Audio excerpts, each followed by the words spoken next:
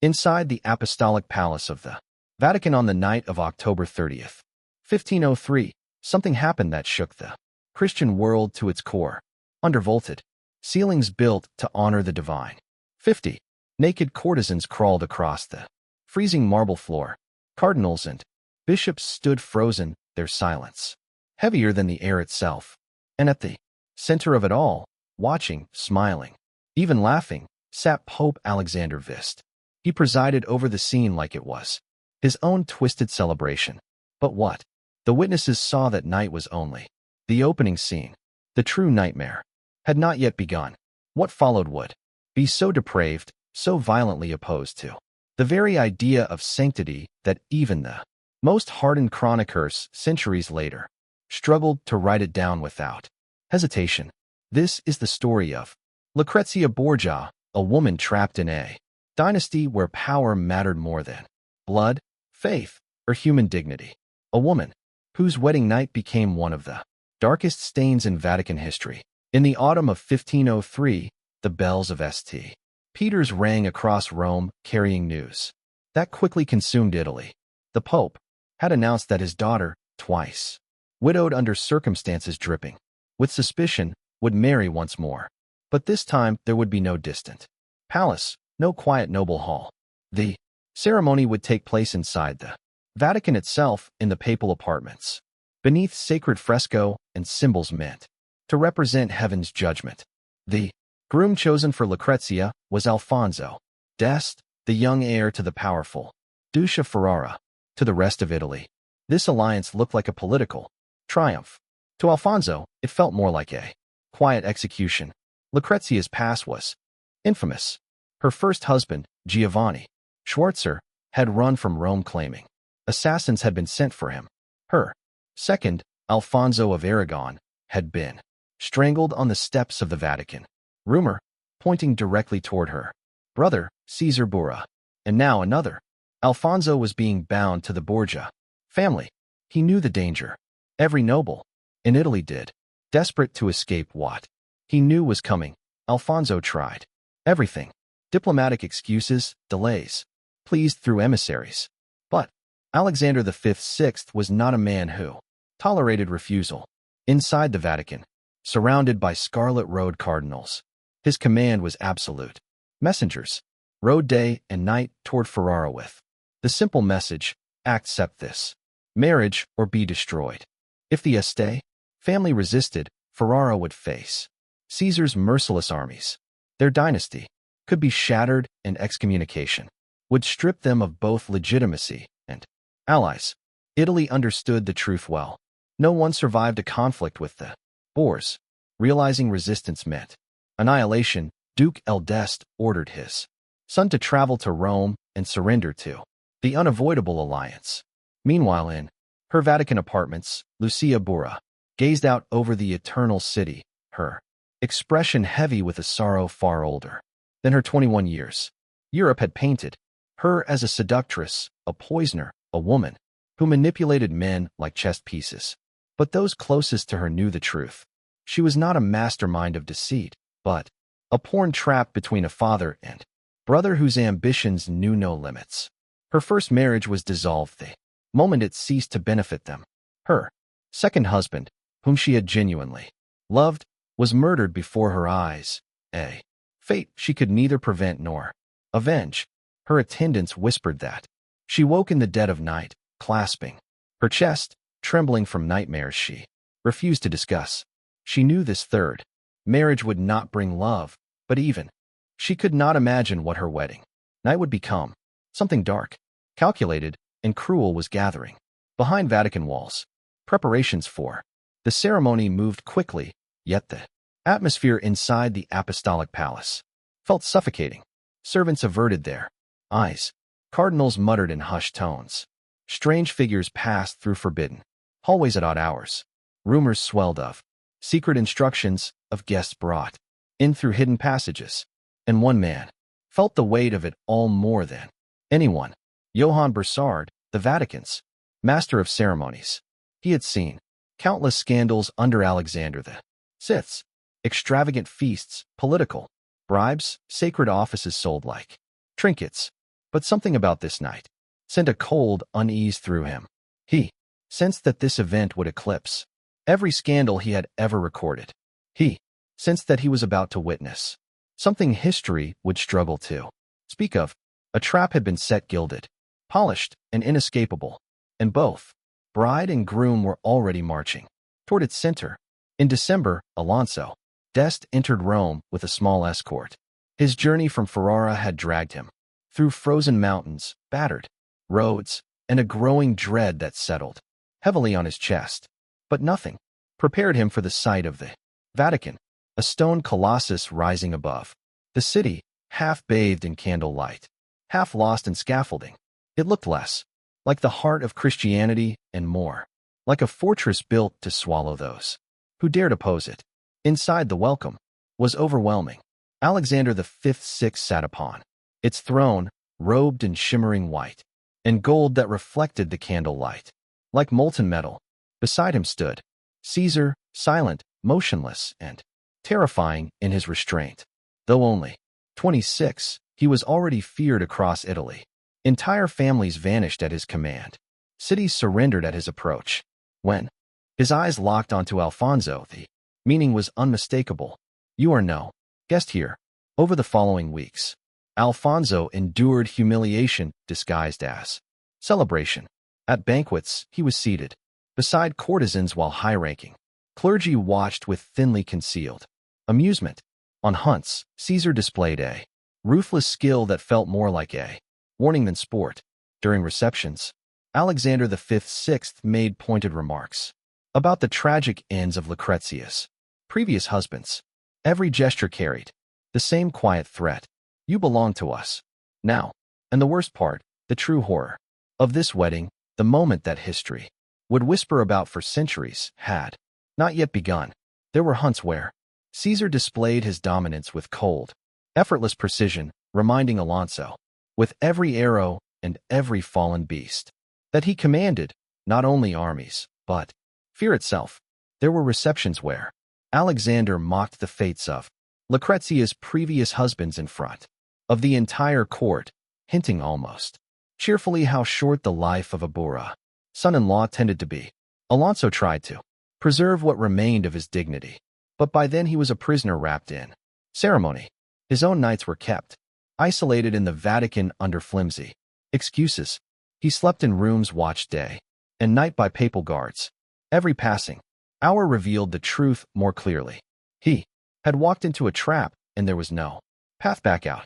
The marriage was nothing but a facade. The real purpose was far more vicious.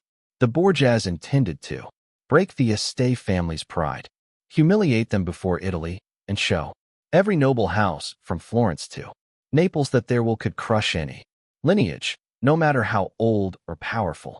And while Alfonso endured this quiet, psychological siege, preparations of a very different nature were unfolding. Deep within the Vatican, Caesar took personal command of the wedding night's feast, and his vision pushed far beyond what even Rome's most decadent circles would have dared to whisper aloud. Behind closed doors, he met with his father to finalize the details that would have horrified any soul who still held the church in reverence. 50 of the most striking courtesans in Rome were hand-selected and taken into secret chambers beneath the palace. These were not ordinary prostitutes, but educated, refined women who frequented the salons of nobles. Many trembled when they learned what the Pope expected of them, yet none dared to defy the head of Christendom. They were ordered to dress in lavish velvet and silk garments they would later be compelled to remove. They were escorted through hidden passageways, led by lantern light, so that on the night of the wedding they could be funneled into the papal apartments. Without warning, servants who witnessed these preparations crossed themselves, repeatedly whispering prayers that clung to their lips like frost. They knew something unholy had begun to rise within the walls of the Vatican. Even Lucrezia sensed it. Though she was deliberately excluded from most preparations, she felt the dark tension thickening in the air. Her maids reported unfamiliar faces slipping through corridors, courtesans appearing in rooms where they did not belong, and her brother Caesar moving about with a smile that made their blood run cold. The night before the wedding, unable to endure the suffocating atmosphere, Lucrezia fled to the Sign Chapel. Beneath Michelangelo's vast, thunderous sky, beneath the painted hand of God, reaching toward Adam, she collapsed to her knees. She prayed not for love or happiness, but for rescue and intervention, a sign, anything at all. But the chapel remained silent. The divine felt impossibly distant. The candles flickered in the winter air, sneaking through ancient cracks as though straining to stay alive. Outside, the Vatican prepared for a celebration that would blur the line between sacred ritual and unspeakable corruption. In his chamber, Jan Burchard, the master of ceremonies, reviewed the final protocol. His hand trembled as he dipped his quill. He understood too well that what he was about to record would either be buried forever or stand as the most damning document in the history of the Church. The night of October 30th, 1503, was approaching, and with it a spectacle that would drag even the walls of the Vatican closer to hell. October 30th dawned with the grandeur of a papal wedding. The bells of St. Peter's echoed over the 7 hills of Rome. Crowds thronged the streets surrounding the Vatican, eager to glimpse the infamous bride. Inside the Apostolic Palace, Lucrezia was prepared by a dozen attendants. She wore a gown of shimmering silk embroidered with gold, glowing like liquid flame beneath the candles. Her hair, long, bright, and carefully braided with pearls, fell down her shoulders in intricate plaits. Her face was pale, powdered to mask the exhaustion and fear beneath her eyes. When she looked into the mirror, she did not see a bride. She saw a sacrifice. The ceremony was held in the papal chapel, a chamber drowning in gilded walls and holy paintings. Alexander V, Sixth officiated personally, his booming voice filling the sacred space as he bound Alfonso and Lucrezia together. Before God, rows of scarlet-clad cardinals stood rigidly along the chapel, their expressions carefully carved into masks of devotion. But behind their practiced piety flickered something else, dread. Every one of them knew the Borgia reputation. Every one of them sensed that what they witnessed today was only the prelude. After the ceremony, the guests were escorted to the Borgia apartments, halls, resplendent with fresco painted by Pintoio, stories of saints, heroes, and myths, stretching across walls now tainted by the debauchery that approached. Enormous tables overflowed with roasted boar, pheasants still adorned in their feathers, piles of exotic fruit, and goblets of wine from the finest vineyards in Italy. Cardinals, Roman nobles, emissaries from Ferrara, and hand-picked courtiers filled the room. Alfonso and Lucrezia sat at the head table, trapped in a celebration that already felt unreal, like a masquerade, masking something darker beneath. At first, the banquet unfolded like any noble feast. Gentle music from lutes and viols drifted through the air. Toasts were offered, hollow compliments exchanged, and polite diplomacy performed. But as the night deepened, the atmosphere shifted. Alexander, already flushed from heavy drinking, grew louder, more jubilant. Caesar, silent until then, slowly rose and delivered a subtle command with a tilt of his head. The massive doors slammed shut. Guards took their positions. No one would leave this room. What happened next tore through the last remaining boundary between decadence and depravity. At Caesar's signal, the side doors opened, and 50 courtesans stepped into the hall, draped in velvet and jewels, but unable to hide the terror in their eyes. A hush fell over the room, thick as smoke. Then Alexander rose from his throne, smiling as if unveiling a masterpiece, and announced that the true entertainment was about to begin. At Alexander's command, the courtesans began to strip themselves of every layer of silk and velvet, letting their dazzling garments slip to the marble floor until they stood completely naked before the assembly. A cathedral built for prayer now stared at a scene that felt torn from a blasphemous dream. Cardinals turned their heads away, their trembling fingers tracing frantic crosses over their chests. Some tried to rise and flee, but the guards at the doors shifted forward with hands resting on their swords, making it unmistakably clear that no one would escape this spectacle. Alfonso could only stare, his face frozen in a mask of disbelief and revulsion. Lucretia sat beside him, petrified, her tears streaming silently, soaking into the silk of her wedding dress, her hands clenched so tightly in her lap that her knuckles blanched white. Then came the Pope's next order. The naked courtesans were commanded to dance between the long banquet tables. Servants lit towering candelabras, and the flames cast jagged shadows across the frescoed walls. The women moved through the flickering light like spectral figures, their silhouettes twisting across the holy paintings.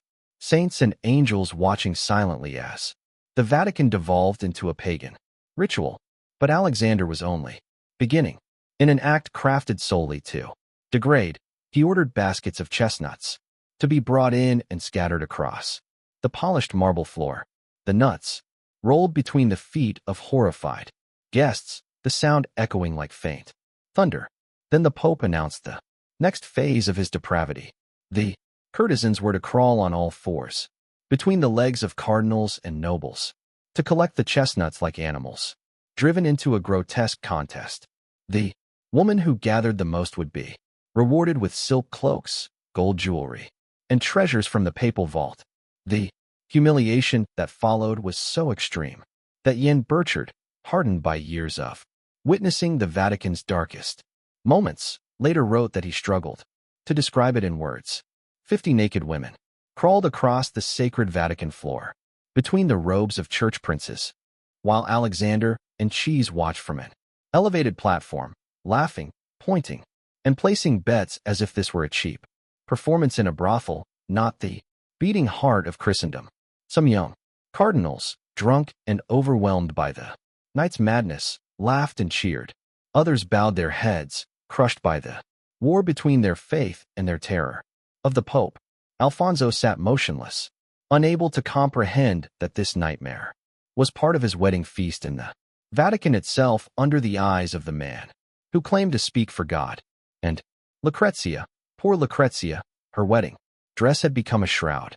Her tears had dried into a frozen expression of emptiness. She had always known her father and brother were capable of monstrous things, but she had never imagined they would turn her wedding into a ritual of damnation. Yet even now, the night had not reached its darkest point. As midnight approached and the Vatican clocks told 12, Alexander finally declared the end of the chestnut banquet. The naked courtesans, exhausted, huddled in corners with their humiliating prizes. Wine soaked the tables. Guests sat frozen, half drunk, half stunned, entirely broken.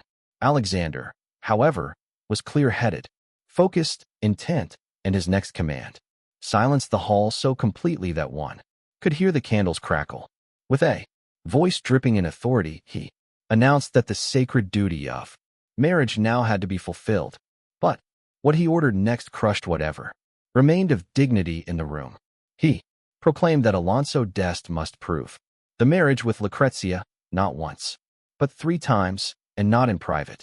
Every witness present was to remain in place to verify that the union was sealed irrevocably before both the church and the world. The hall descended into horrified silence. Even Caesar, whose name was synonymous with brutality, looked sharply at his father, caught off guard by the sheer audacity of the decree. Alonso rose slowly, his face drained of all color.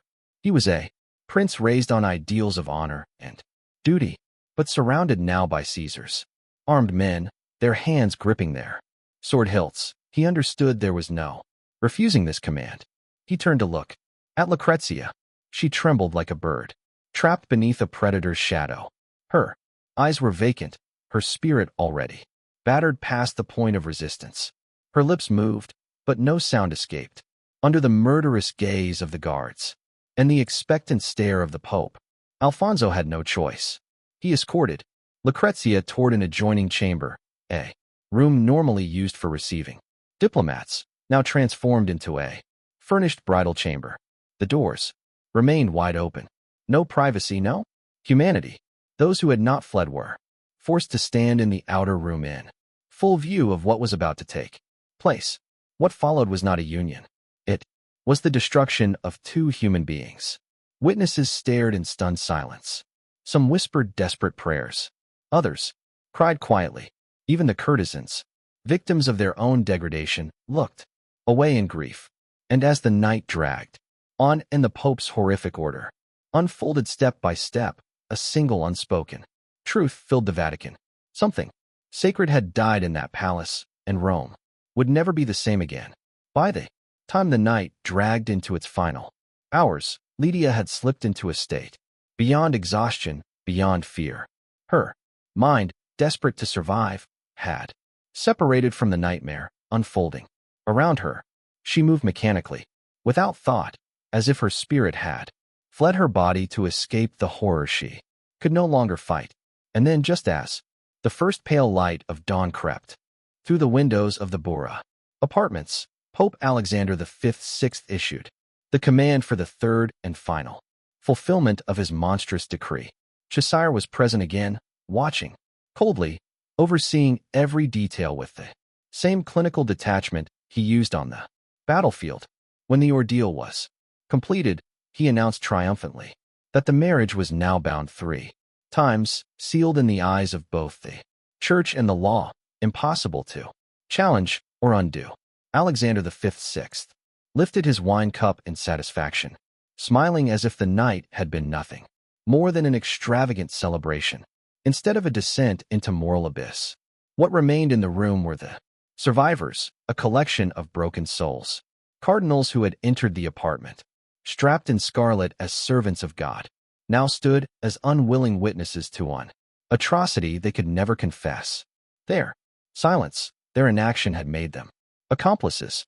When the sun rose fully over Rome, it revealed devastation. Empty wine jugs, chestnuts crushed into the marble floor, exhausted courtesans curled in corners, guards standing like statues, eyes downcast. In the adjoining chamber, Lucrezia lay completely still, staring upward as if the ceiling itself were miles away.